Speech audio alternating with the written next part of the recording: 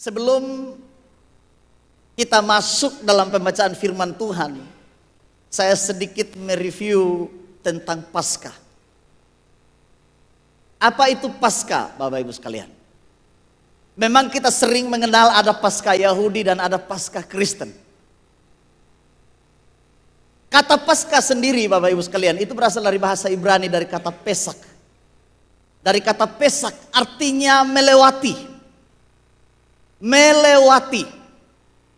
Jadi munculnya istilah ini berhubung dengan bagaimana orang Israel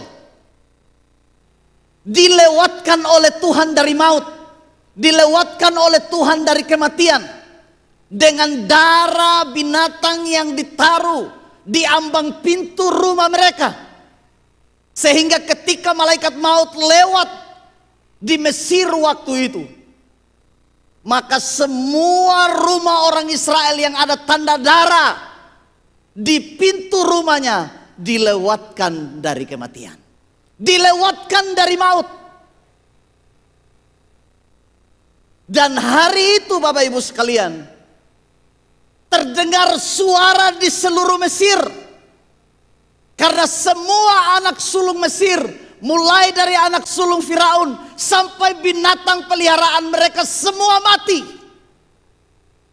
Hanya di perkampungan atau perumahan-perumahan orang Israel tidak terdengar suara tangisan, karena hari itu Tuhan melewatkan mereka dari maut. Makanya bagi orang Yahudi, Paskah itu sebuah kemenangan.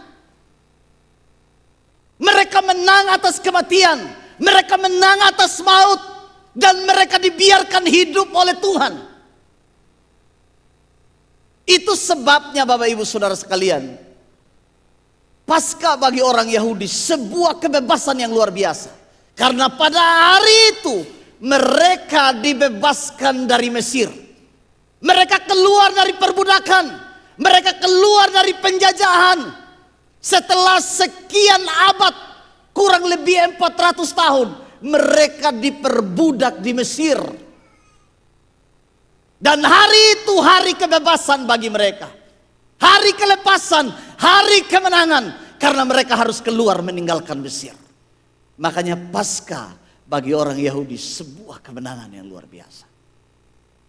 Dan Paskah mereka rayakan dengan ada satu hari raya yang mereka sebut dengan hari raya roti tidak beragi, dan dirayakan bersama dengan hari raya Paskah.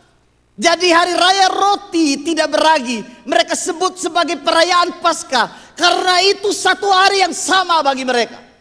Sebuah perjalanan sejarah iman yang luar biasa bagi orang-orang Yahudi.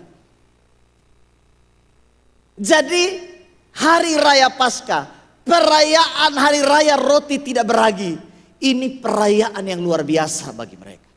Bapak Ibu tahu, ketika orang Yahudi merayakan hari raya Paskah dan merayakan hari raya roti tidak beragi, mereka itu makan roti tidak beragi. Itu makanan mereka, roti yang tidak beragi. Artinya hanya tepung tok, tidak pakai ragi. Ragi itu kayak apa, Bapak Ibu? Pengembang atau bibit roti begitu. Makan roti tidak pakai pengembang. Karena apa? Mereka sementara keluar dari Mesir dan harus buru-buru, cepat keluar. Tidak perlu tunggu roti mengembang lagi, kapan jadinya. Harus cepat, bergerak cepat. Jadi mereka harus makan roti yang tidak beragi. Ada pergerakan yang cepat, tidak pakai lama, harus segera keluar dari Mesir. Mereka makan roti tidak beragi. Itu juga menunjukkan kepada Bapak Ibu, roti tidak beragi itu agak keras. Iya, tidak lembut. Ini juga gambaran bahwa kehidupan yang akan dihadapi oleh orang Israel ke depan adalah kehidupan yang keras. Amin. Amin, Bapak Ibu. Mereka harus berhadapan dengan padang gurun. Mereka harus berhadapan dengan peperangan. Mereka harus berhadapan dengan kesulitan. Itu makanan orang Israel pada hari raya roti tidak beragi yang sering mereka sebut Paskah. Kemudian makanan yang kedua adalah mereka makan sayur pahit. Mereka makan sayur pahit pada waktu perayaan ini.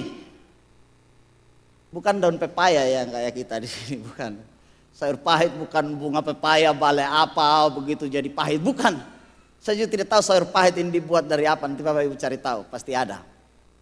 Tapi yang pasti mereka bukan makan daun pepaya, tapi sayurnya dikatakan sayur pahit.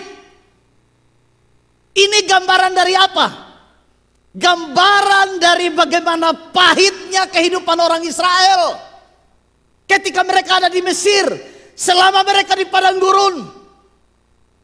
Jadi ketika mereka merayakan hari raya roti tidak beragi yang mereka sebut Paskah, mereka makan roti tidak beragi dan sayur pahit, menunjukkan mereka merenungkan apa yang Tuhan buat di masa lalu, apa yang mereka alami di masa lalu, dan sekarang mereka sudah dibebaskan.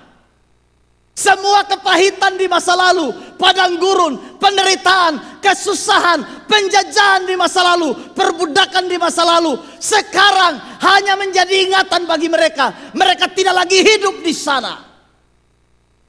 Makanya Paskah bagi mereka sebuah kemenangan. Amin. Amin Bapak Ibu. Lalu bagaimana hubungannya dengan Paskah Kristen?